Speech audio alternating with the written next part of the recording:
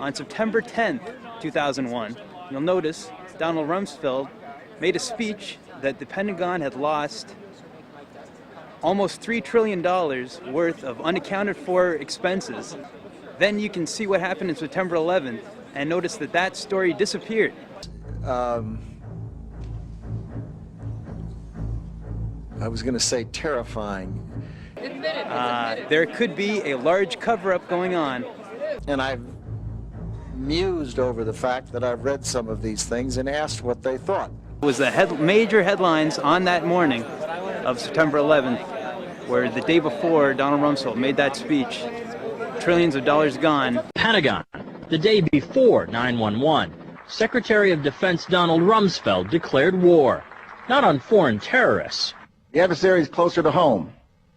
It's the Pentagon bureaucracy. He said money wasted by the military poses a serious threat. In fact, it could be said that it's a matter of life and death. Rumsfeld promised change, but the next day, the world changed. And in the rush to fund the war on terrorism, the war on waste seems to have been forgotten. My 03 budget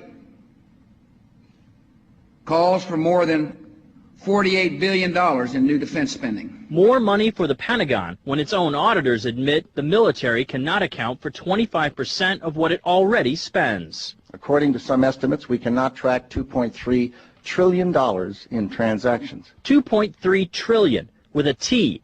That's $8,000 for every man, woman, and child in America. To understand how the Pentagon can lose track of trillions, consider the case of one military accountant who tried to find out what happened to a mere $300 million. We know it's gone, but we don't know what they spent it on. Jim Minery, a former Marine turned whistleblower, is risking his job by speaking out for the first time about the millions he noticed were missing from one defense agency's balance sheets.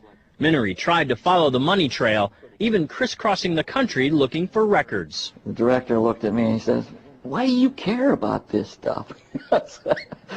It took me aback, you know.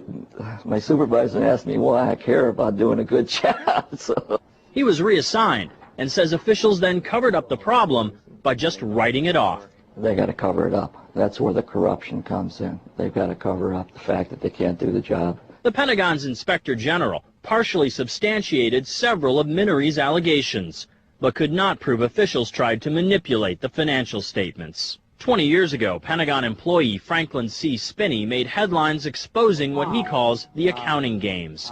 He's still there, and although he does not speak for the Pentagon, he believes the problem has gotten worse. Those numbers are pie in the sky. The books are cooked routinely year after year after year. Retired Vice Admiral Jack Shanahan commanded the Navy's Second Fleet the first time Donald Rumsfeld served as Defense Secretary. With good financial oversight, we could find $48 billion in loose change in that building without having to hit the taxpayer. In the 2.5 minutes since this report began, the Pentagon has spent nearly $2 million, and it may never know where 25% of those tax dollars went.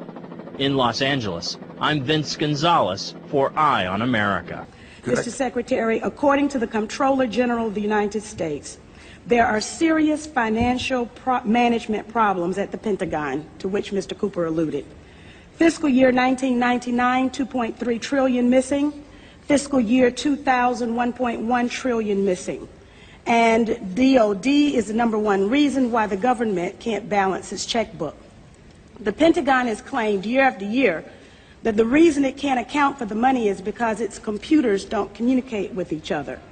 My second question, Mr. Secretary, is who has the contracts today to make those systems communicate with each other? How long have they had those contracts? And how much have the taxpayers paid for them? Finally, Mr. Secretary, after the last hearing, I thought that my office was promised a written response to my question regarding the 4 war games on September 11th. I have not yet received that response, but would like for you to respond to the questions that I've put to you today, and then I do expect the written response to my previous question, hopefully by the end of the week. Thank you, Representative. The second question,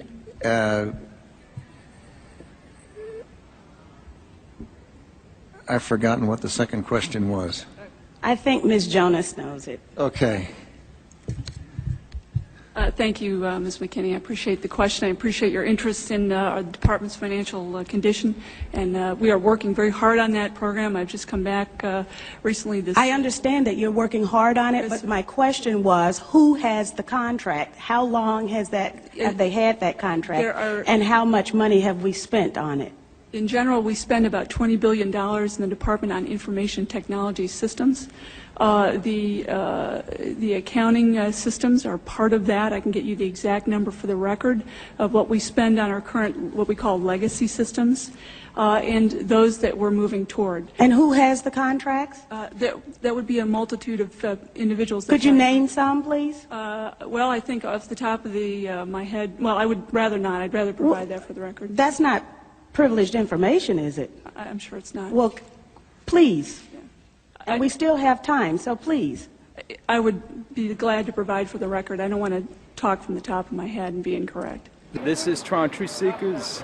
Well, if you can give me information to that effect, I'm sure you are interested in all of the information that I have, and I'll be more than happy to provide it to you. Good, thank you. But I would also like to get information from you. Okay. For example, the information that I just requested about who has those contracts.